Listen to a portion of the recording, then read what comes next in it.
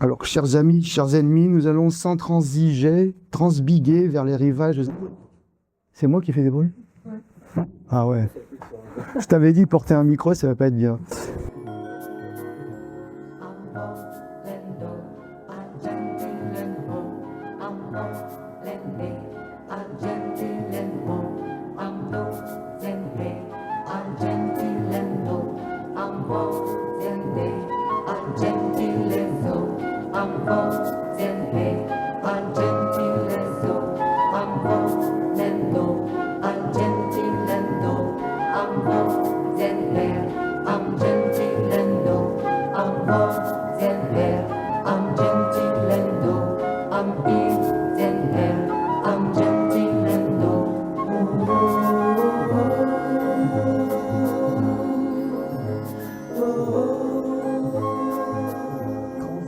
Transbiguer vers les rivages des intellectuels de la grande disputatio scolastique entre le transsexualisme woke contre le nominalisme féministe. J'expliquerai après ces mots. Entrer dans la guerre ouverte entre les trans et les TERF. TERF étant l'acronyme de Trans Exclusionary Radical Feminist, féministe radical excluant les personnes trans. C'est ainsi que ces ultras du féminisme qui récusent l'appartenance des transsexuels opérés sont appelés par les autres féministes pro-woke, qui sont la majorité. Disons tout de suite que cette affirmation inattendue du caractère intangible du sexe physique, biologique, dans la bouche de celles qui nous ont bassinés avec le « on ne naît pas femme, on le devient », n'est pas le fait d'un féminisme venu à résipiscence, avec volonté de se corriger, mais c'est un retour au réel, contraint et forcé, mais qui se part d'un essentialisme sans en creuser les implications logiques. Mais en réalité, cette nouvelle pétition de l'essentialité des sexes est une révision de la doctrine, donc un révisionnisme. C'est un révisionnisme dans le sens marxiste. Ce qui révise la doctrine, c'est un révisionnisme de l'irrationalisme antimatérialiste féministe. A contrario, les grands-mères du féminisme réel, je parle du féminisme réel, celui que nous connaissons, celui qui s'est produit, le plus extrémiste, le féminisme dit radical, a été et restera le fondement du wokisme, le fondement doctrinal de toutes ces transfigurations des sexes. Le woke et le wokisme est la dernière incarnation et incantation de l'égrégore féministe, on y reviendra, même si l'on voit des féministes ultra, comme David Stern, et des alterféministes de droite comme Marguerite Le Pen, protester au nom d'un vrai féminisme imaginaire. Quoi de plus réjouissant à regarder que ces retrouvailles entre cette race galante et ces putes lassantes. Face à cette fronde parpaillote, toute la piétaille pieuse orthodoxe de l'égrégore réaffirme à la face des cieux gélatineux ce retour aux fondamentaux, et je crains que les habits neufs racisés soient encore moins saillants que les vieux. Mais on va d'abord leur laisser la parole. En 2014, la dispute trans contre TERF a commencé lorsque Germaine Greer, alors on va vous passer sûrement des images de ces grandes dames du féminisme parce qu'il faut les voir. Il faut les voir. La réalité, c'est aussi voir qui parle. Car la laideur dans la race féminine est un critère explicatif selon moi. Donc, lorsque Germaine Greer, l'immense et célèbre écrivaine féministe, défraya la chronique pour avoir, lors d'une séance de questions et réponses à l'université de Cambridge, non seulement réaffirmé que les opérations chirurgicales trans étaient contraires à l'éthique, mais suggéré que les femmes trans n'étaient pas vraiment des femmes parce que, et là, je vous prie de m'excuser par avance, mais je cite, les femmes trans ne savent pas ce que c'est que d'avoir une vraie, grande, poilue et malodorante. Ici, la traduction Google laisse beaucoup à désirer, donc je vous l'épargne. Sheila Jeffrey. Alors, Sheila Jeffrey, c'est une grand-mère du féminisme, une des plus importantes. Historique, c'est une historique qui a commencé à sévir dès les années 60-70. Quand j'étais jeune, on en parlait beaucoup. Considérée comme la Simone de Beauvoir américaine et l'inspiratrice de la théorie du genre, qui a écrit cette fière sentence: quand une femme jouit avec un homme, elle ne fait que collaborer au régime patriarcal, rendant érotique sa propre oppression. Tout le féminisme est là. Il faut la voir pour y croire, celle-là. Hein. Je ne sais pas si elle est là dans les trucs, mais l'aphorisme de Nietzsche, l'homme est méchant, la femme est mauvaise, se trouve ici grandement dépassé, car elle a l'air aussi méchant que mauvais. Alors, elle est intervenue, cette historique, aussi, en soutien à Germaine Greer, mais d'une manière qui a surpris ses épigones, parce que si elle a bien voulu reconnaître aux femmes trans ce privilège olfactif féminin, et même d'avoir des, je cite, vagins incroyablement malodorants, c'était pour des raisons disqualifiantes. Citons, des orifices nouvellement sculptés, issus de l'outing des transsexuels mâles valides, ne ressemblent pas aux vagins et créent de nouvelles habitats microbiens dans lesquels les infections se développent et provoquent des problèmes d'odeur graves pour leurs propriétaires et l'entourage. La preuve médicale est qu'une mauvaise odeur existe, mais est associée à des bactéries fécales communes à ces transsexuels mâles valides qui se livrent à des coïts hétérosexuels. Fin de citation. Le monologue du vagin, on n'en sort pas. Hein. Je suis navré de dire des choses comme ça. Non, mais c'est important de présenter la réalité du féminisme qui se passe toujours sous des couleurs de défense des femmes. C'est d'abord des discussions de ce genre. Ainsi, toutes les pro-Vogue, hormis Jeffrey et Grease, se sont réclamées du féminisme radical. Parce que je vais vous épargner le débat. En fait, j'avais prévu avec mon camarade là, de vous montrer les égéries féministes et tout ça, mais bon, on va arrêter là. Elles ont reçu des réponses diverses et variées, et toutes ces réponses qui réfutaient ces arguments, qui étaient pro-trans, se réclamaient, elles, du vrai féminisme historique. Donc vous pigez déjà la différence avec nos petits Français provinciaux qui pigent rien à rien, David Lépée et Marguerite Stern, qui, eux, se revendiquent du réel féminisme et qui décrivent le Vogue, le transgender comme totalement inepte et comme une nouveauté, une déviation du féminisme. Cette philosophe, ah non, mince, excusez-moi, il y en a une dont je vais vous parler. Alors, toutes les radicales qui sont pro-woke se sont réclamées surtout de l'immense philosophe Andrea Dworkin. Alors, elle, il faut regarder son portrait quand même. Récemment, dans Libération, elle a eu une apologie de 4 pages, une véritable ode à sa gloire. Malheureusement, elle est décédée en 2002, mais elle est considérée comme la plus grande féministe. Andrea Dworkin, je cite l'article de Libé, grandit dans une famille juive du New Jersey dominée par la mémoire de l'Holocauste. Naturellement, elle a été violée, naturellement, c'est de moi. Naturellement, elle a été violée à l'âge de 9 ans. Il faut la voir pour y croire.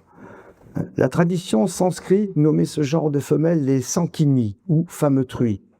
Elles se pressent en foule dans le féminisme, loge où elles sont le mieux pour grogner.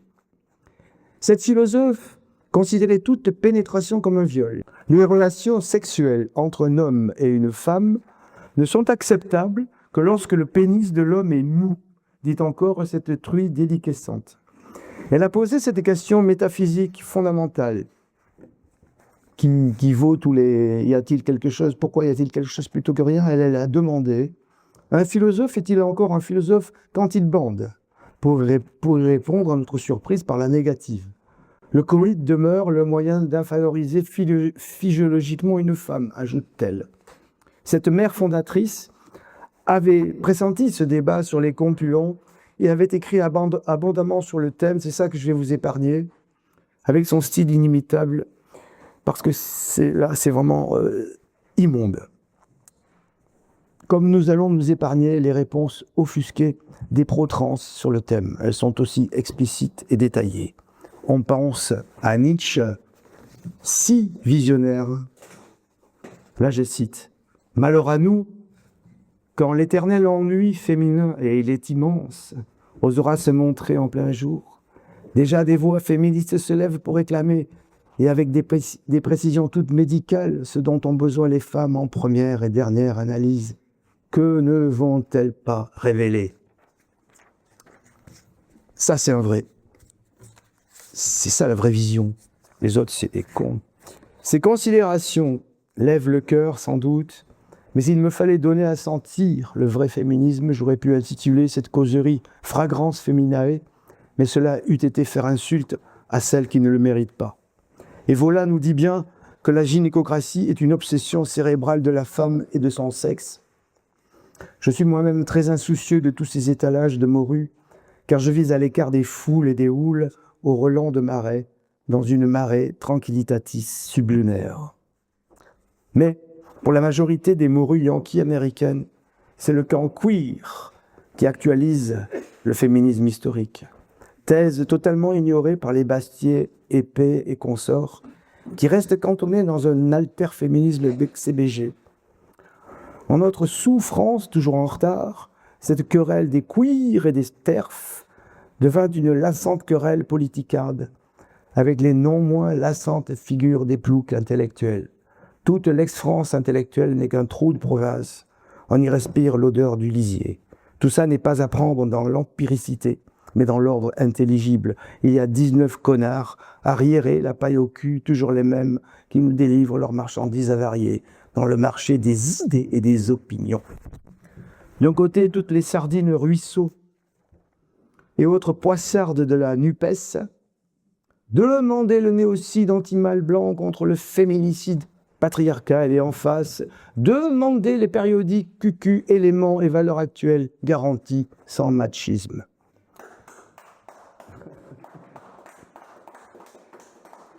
Je sais, des petits seraient contents. J'ai écrit ça pour Raphaël, spécialement. Entre lui et moi, ça marche bien.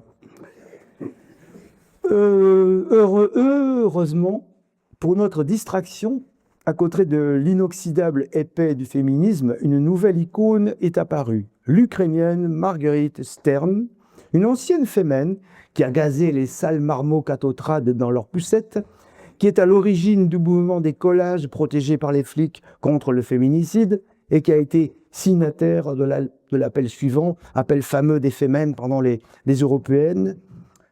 Marine Le Pen a appelé la population française à faire des enfants français face à une immigration considérable. Alerte! L'épidémie fasciste se la joue MST et essaye de contaminer nos vagins. En guise de sérum, les sextrémistes fémènes appellent toutes les Françaises à baiser, sucer, se faire lécher, branler, doigter, pomper, niquer par autant de Noirs et d'Arabes qu'elles le peuvent avant les élections européennes. On compte sur vous pour mettre plein de polichinelles noires dans vos tiroirs. Ça, c'est Marguerite Stern avant qu'elle passe dans le bon camp. Enfin, elle est co-signataire, c'est pas elle c'est les consternantes. Stern se voit donc transmutée par la sorcellerie des rebouteux intellectuels de la pseudo-réaction en chef de file du camp équivoque, antivoque. Ouf! Et si nous essayions maintenant de prendre un peu de hauteur? C'est d'entrer en matière est un peu pénible, mais il faut quand même, comme je l'ai dit, voir le vrai féminisme. D'ailleurs, si le féminisme était le féminisme étymologiquement, si le mot représentait la chose, je n'en aurais jamais fait moi-même une question aussi centrale et je n'en aurais sûrement presque jamais parlé. Mais ce féminisme-là, celui dans lequel nous baignons, est un égrégore, j'expliquerai, qui ne se produit pas sur la scène historique sous son vrai nom. Féminisme est son nom de théâtre. Nous disons égrégore étant réaliste, dans le vieux sens de la scolastique du Moyen-Âge, de ce réalisme qui s'opposait au nominalisme. Il ne faut pas confondre avec l'idéalisme qui s'oppose au matérialisme, ça n'a strictement rien à voir. Je crois à cette distinction scolastique toujours pertinente, même si les sujets sur lesquels aujourd'hui elle peut s'abdiquer sont d'une autre actualité. Je me sens donc réaliste et même surréaliste, non dépourvu d'alchimie. Et si notre vie manque de soufre, qui est le principe mâle associé au feu, il n'est pas pour autant remplacé par le mercure du philosophe, qui est le principe femelle, passif, mais qui entre aussi dans la composition du soleil de l'alchimiste. Analogiquement avec le capital, je dirais que si l'écatisme a été l'apparaître formel du féminisme, le wokisme, son apparition réelle, monstrueuse, qui est celle de l'égrégore. Le nominalisme croit dans la grande valeur du contenu de sa conscience. Là, je vais vous expliquer la différence. Au fond, peu lui importe le monde réel avec ses imperfections et son apparence toujours changeante. Ce qui compte, c'est ce qu'il a compris. Il s'est forgé sa conception, son idée du féminisme en soi, sa petite ou sa grande idée, dans son essence étymologiquement féminine, femme avec suffixe isme qui signifie pour les femmes, du côté des femmes, pour la libération des femmes. Ainsi, par exemple, l'épée, et avec lui la rédaction alterféministe de la revue Éléments, est parti en croisade, l'épée levée contre le woke, en pro-chevalier du vrai féminisme qu'il est. Quel est-il ce vrai féminisme? Il s'inscrit, citons David Lépée, dans une tradition de progrès social. Mais il serait maintenant pour lui dévoyé par le hideux transgenrisme. Selon ses dires, les antiféministes sont des misogynes qui font preuve d'une grande erreur d'appréciation, une erreur qui ne peut s'expliquer que par le problème qu'ils ont, non pas avec le féminisme, mais avec leurs femmes. Dire avoir un problème, voilà qui est déjà problématique, mais dire, ânonner cet argument aussi vulgaire, tu critiques le féminisme, tu as un problème avec les nanas, moi si je ne l'ai pas entendu dans ma vie, 10 000 fois, sans exagérer, je ne l'ai pas entendu une seule. Dès les années 70, quand j'étais à la Ligue communiste, quand je me suis opposé à la transformation de la Ligue en Ligue communiste, en Ligue féministe pseudo-révolutionnaire, on me dit, dis donc Félix, enfin c'était Nicolas, mon nom de guerre, mais t'as pas un petit souci avec les nanas? Spontanément, immédiatement, c'est ce qu'on vous sort.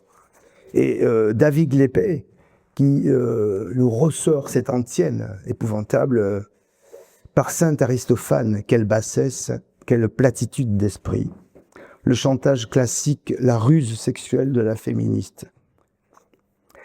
Et si c'était précisément leur féminisme à ces hommes mariés, qui ne pourrait s'expliquer que par leur soumission à la femelle, si on levait un peu ce voile d'Isis, si on soulevait le drap nuptial qui, depuis la nuit des temps, recouvre la couche de l'homme et de la femme, ne verrait-on pas plutôt que l'oppression immémoriale d'Icelle, l'éternelle soumission du mâle de l'espèce à sa femelle? Et ici, je vais citer le plus grand, à mes yeux, qui a réussi en un quatrain à tout dire et à tout résumer. La femme, esclave vile, orgueilleuse et stupide, sans rire, s'adorant et s'aimant sans dégoût, et l'homme, tyran, goulu, paillard, dur et cupide, esclave de l'esclave et ruisseau dans l'ego. Ça, pour moi, c'est la vérité profonde de la condition humaine. Comment? On en discutera après. Ruisseau dans l'égout, oh, combien ruisselant. Fondamentalement, le mâle de l'espèce est soumis à sa femelle. Le triomphe de l'égrégore féministe le prouve. Il a fondé sa sidération et son suprémacisme sexuel sur cet esclavage éternel et inné. Sa réussite doit tout à ce féminisme latent, intime, qui vit et règne dans l'âme des esclaves de l'esclave. Ils peignaient déjà des grosses pachamama dans leurs cavernes. Ils meurent pour elles et tuent volontiers, et tuer volontiers pour faire régner les égards qui leur étaient dus. Naguère, ils furent les champions de l'honneur féminin. Ces bretteurs inapaisables, ces duellistes ont envoyé ad patresse des tombereaux de jeunes gens pour laver dans le sang les offenses faites aux dames qui n'auraient pu donner libre cours à leurs sanglantes indispositions qu'avec un éventail. Au fond, ces machos protecteurs, comme ils adorent s'appeler eux-mêmes, étaient le féminisme régnant avant la lettre. Et ils ont été remplacés par lui, le féminisme, d'où leur désappointement. Nous reviendrons sur cette idée. Bien sûr, j'ai aimablement laissé entendre que cela se ramènerait à des divergences philosophiques, mais c'est par pure charité chrétienne, car il s'agit réellement, quant au fond, de classes d'esprit différentes, mais je me garderai bien de le dire en public. Encore Nietzsche se trompait au sujet de l'homme et de la femme, niait l'antagonisme profond qu'il y a entre eux et la nécessité d'une tension éternellement hostile, rêvait peut-être de droits égaux, d'éducations égales, de prétentions et de devoirs égaux. Voilà les indices typiques de la platitude d'esprit. Un penseur qui, dans cette dangereuse question, s'est montré superficiel dans l'instinct, doit passer pour suspect d'une façon générale. Pour toutes les autres questions essentielles de la vie, son jugement sera vraisemblablement trop court et il ne pourra les atteindre dans leur profondeur. Il n'y a donc pas, selon moi, un féminisme transcendant qui subsumerait tous les apparaîtres féministes. Autrement dit, une substance féministe abstraite il n'y a pas cette existence féministe abstraite qui existerait au-delà de toutes les manifestations féministes connues et qui les définirait, comme par exemple les suffragettes, le grand féminisme bostonien, le féminisme des années 60, etc., etc. Ce ne serait que des simples modes particuliers d'une même substance. Mais les extraordinaires divergences, la contradiction profonde, par exemple entre le féminisme bostonien de 1880 et le féminisme des Israélites des années 1970, est si patente, si radicale, si absolue, que je me refuse à les penser comme apparence d'un même être. Les personnes même qui les ont portées sont trop dissemblables, moralement, psychologiquement, socialement, voire ethniquement, pour en faire les servantes du même féminisme en soi. Ce féminisme en soi, qui existe, bien sûr, en tant que donnée a priori de la conscience, on l'a vu, et même comme forme a priori de la sensibilité, dans la manifestation humaine, régie, comme on l'a vu encore, par la soumission du mâle à la femelle, d'ailleurs, pas pour une raison psychologique, c'est pas une raison de culpabilité que je donne, c'est la loi de l'espèce. Là-dessus, je suis d'accord avec Schopenhauer. Telle est donc la perception nominaliste du féminisme. C'est ça la perception nominaliste. C'est que la perception nominaliste de David Lépée, par exemple, même s'il ne sait pas que ça s'appelle comme ça, c'est de dire qu'il se bat au nom d'un vrai féminisme, mais ce vrai féminisme, ce féminisme qu'il porte en lui-même, encore une fois, c'est un féminisme transcendant qui lui est tout à fait personnel, mais où il est. Quand on regarde maintenant le féminisme tel qu'il est, bon, j'y reviendrai là-dessus. Quant aux adversaires actuels de ce féminisme, aux adversaires politiques de ce féminisme, tel qu'il est, donc ils en font une idéologie à combattre comme telle, avec les armes de la critique. Mais ce féminisme, ce n'est pas une idéologie, c'est une ontologie. Et rien ne le prouve mieux que l'existentialisme de la Beauvoir, mais aussi parce qu'il est une ontologie, parce qu'il est la métaphysique de fond qui a fondé le nouvel être général et essentiel. Cependant, s'il était seulement une ontologie, une métaphysique, il aurait eu des contradicteurs. Car une ontologie qui minimise la nature, qui s'enferme dans l'incorporel, qui nie l'essence sexuelle des étangs, tout en posant l'intangibilité du corps de la femme et du droit des femmes à disposer de ce corps qui est nié au départ, c'est tellement contradictoire, tellement galimatia, que si le féminisme actuel était seulement une ontologie, il aurait eu une opposition et notamment des contradicteurs dans le matérialisme dialectique puisqu'il se récuse absolument. Or, non seulement cela ne s'est pas vu, mais le féminisme a été inattaquable et inattaqué. Il n'a eu aucun contradicteur organisé, sauf des... Internet a révélé quelques antiféministes isolés, comme Soral, mais il n'existe aucun groupe, parti antiféministe, aucune assoce masculine, aucun groupement quelconque, en tant que son antithèse idéologique. Et ce qui prouve en soi la facticité de sa définition, puisque représenter le monde comme une domination, une oppression immémoriale de la femme par l'homme. Comment une oppression aussi immémoriale, aussi sexuelle, aussi profonde, n'aurait jamais trouvé de résistance? A-t-on déjà vu dans l'histoire des oppresseurs quelconques qui se sont dépourvus de leur privilège comme ça, gentiment?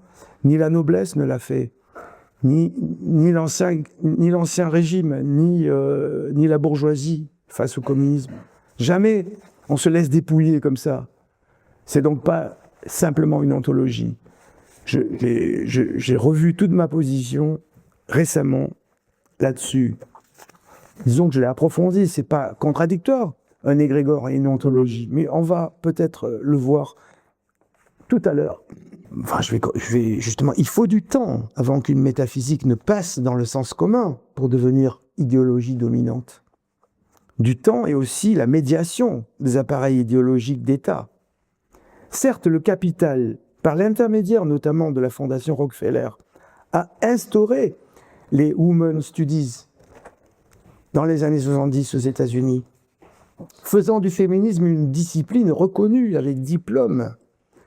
Et les grands-mères du féminisme se piquaient toutes ensuite d'être des philosophes, des sociologues.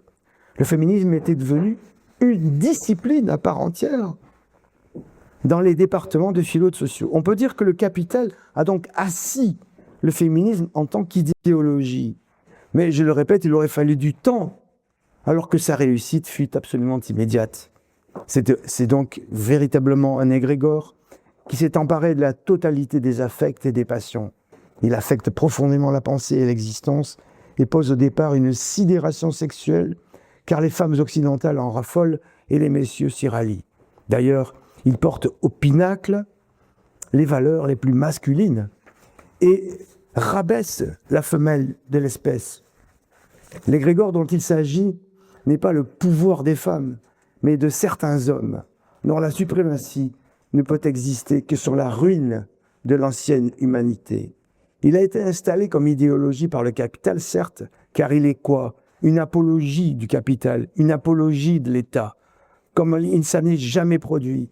Le féminisme grégaire veut de l'État, de la répression. Et le masculinisme aime l'État, parce qu'il y a les gendarmes et les militaires, et se nourrit d'illusions sur ses forces aveugles. Il ferait penser le féminisme au fascisme s'il n'était manifestement son contraire, car il porte au pinacle tout ce que l'ancien fascisme tenait pour le rebut, mais il manifeste la même statolatrie, culte de l'État, le même goût pour la répression, l'envie du pénal, comme l'a dit si bellement Philippe Muret, à tel point qu'il m'est arrivé de le nommer féminazisme ou gynécofascisme. Mais c'est injuste pour le fascisme et le nazisme qui se voient suffisamment accablés pour ne pas leur imputer en plus quelque chose de si extraordinairement étranger à leur être. Le féminisme n'a même pas ça, la gloire misérable d'être une volonté de puissance féminine ou une lutte de libération de la femme dans tous les plans, son hétéronomie.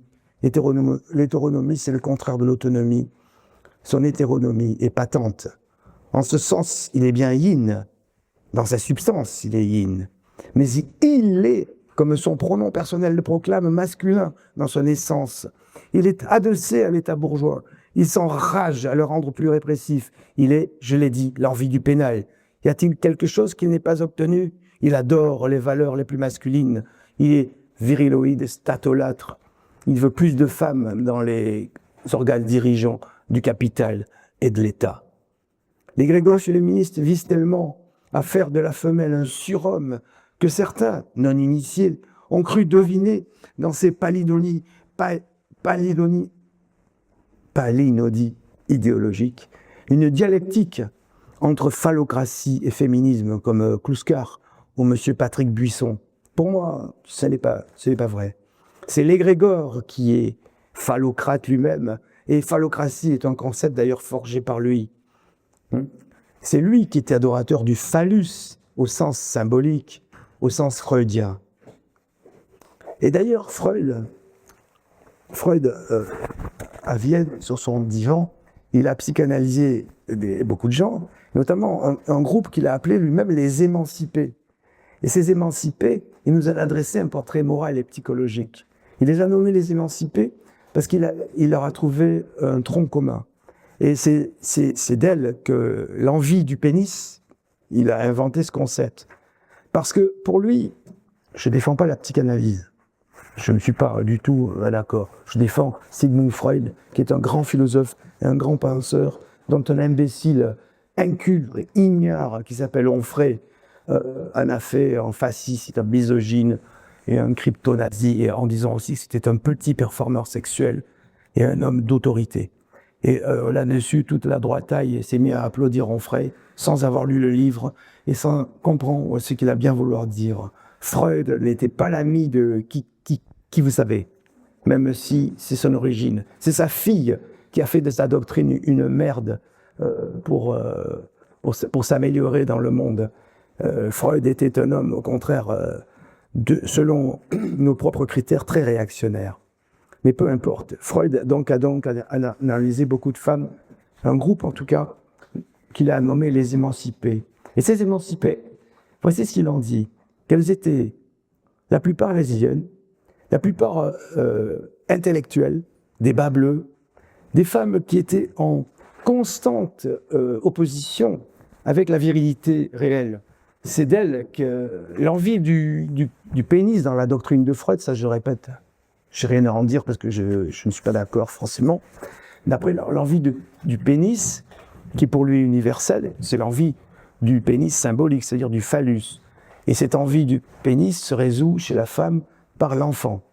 À partir du moment où elle porte l'enfant, elle a résolu ce complexe. Et pour lui, ces femelles-là ne résolvaient pas ce complexe. Elles étaient tout le temps dans la haine, la misandrie, la revendication et une forme de virilité haineuse. Comme elles étaient presque toutes d'origine, la même origine que Sigmund, elles me rappellent ces grands-mères du féminisme dont je vous parle. La différence entre les années viennoises de Freud et les années 60-70, c'est que à l'époque de Freud, il ne s'est pas trouvé de force organisée pour donner à leurs propos une sorte d'écho.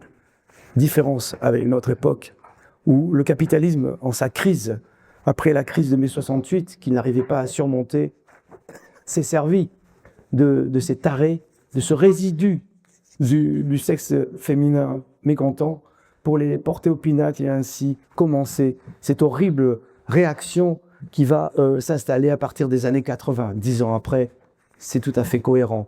Le féminisme est la matrice de tout le reste, l'antiracisme, le politiquement correct. Sans le féminisme, rien de tout cela n'existerait.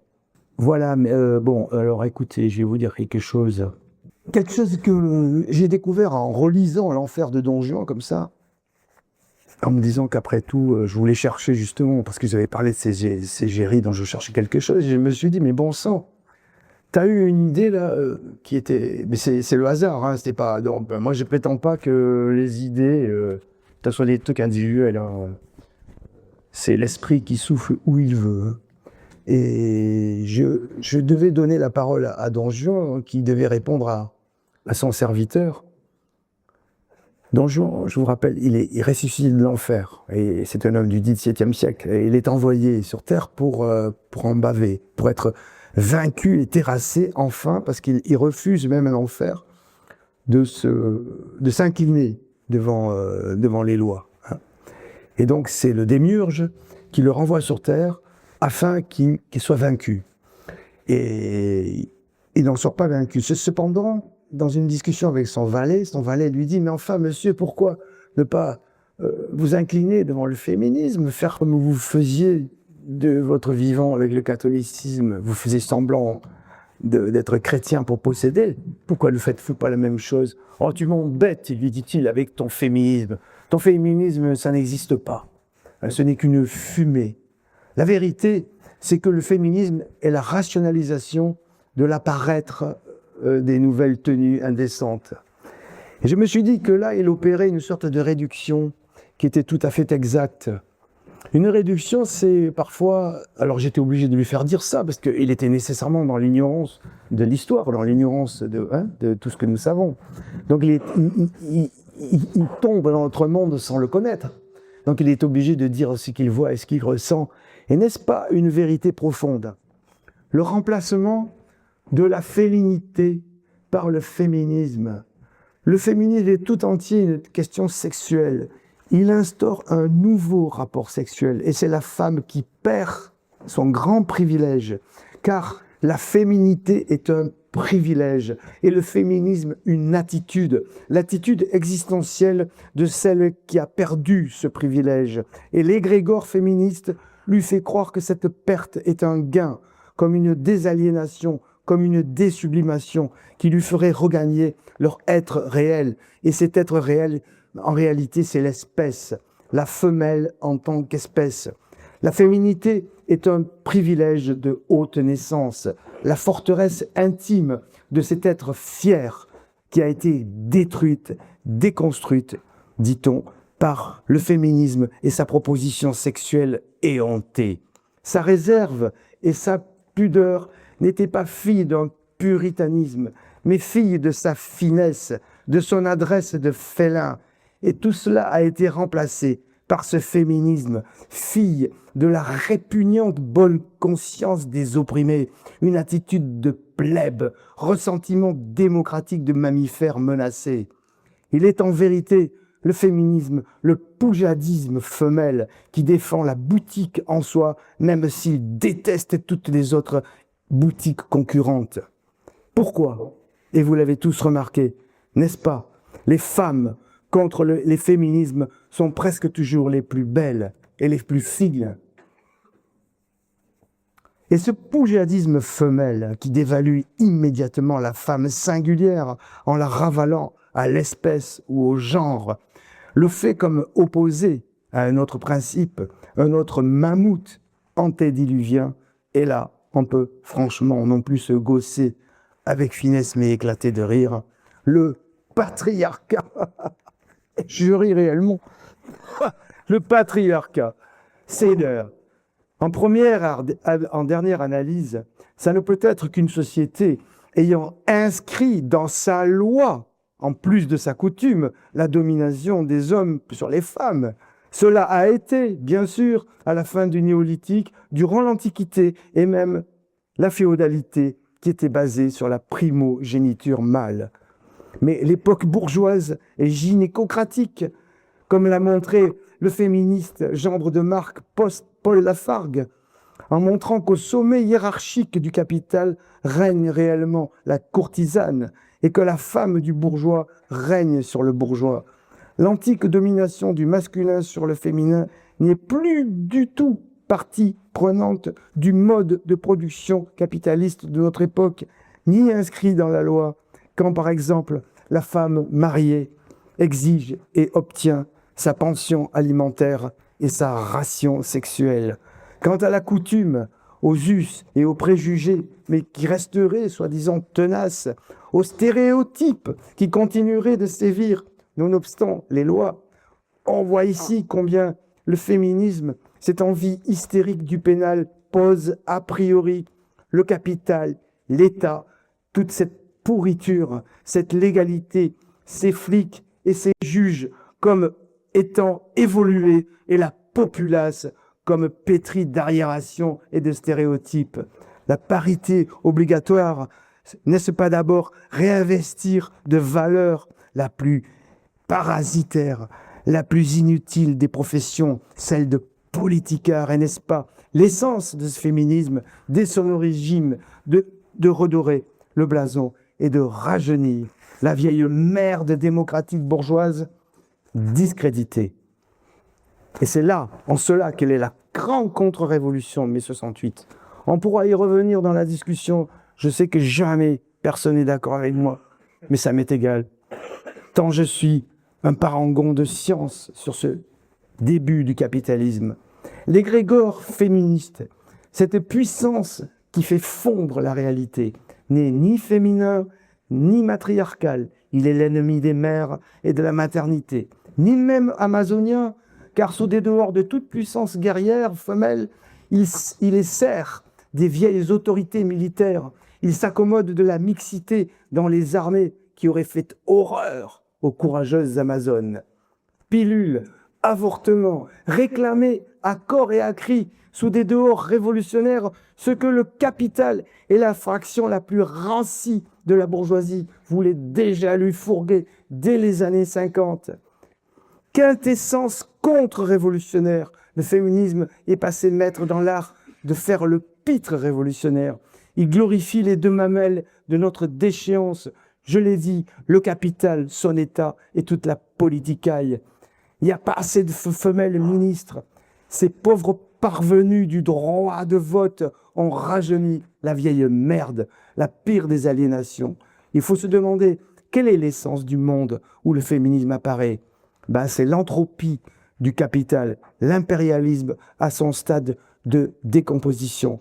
Le capital est devenu le tombeau de l'humanité. Cela doit être compris littéralement. Non que le capital précipite l'humanité vers la fin, mais que la dernière demeure de l'humanité sera le capital. Le capital s'est émancipé des contraintes humaines. Il s'est autonomisé comme l'humanité s'était émancipée des contraintes naturelles. Mais après les animaux, les hommes, à leur tour, ont été domestiqués. Telle est leur déchéance. La loi fondamentale de l'homme, de la situation de l'époque, n'est pas la baisse du taux de profit, mais la baisse du taux de l'intelligence. C'est dans ce cadre, et uniquement dans ce référentiel, que pour moi, le féminisme reste intelligible. Merci beaucoup.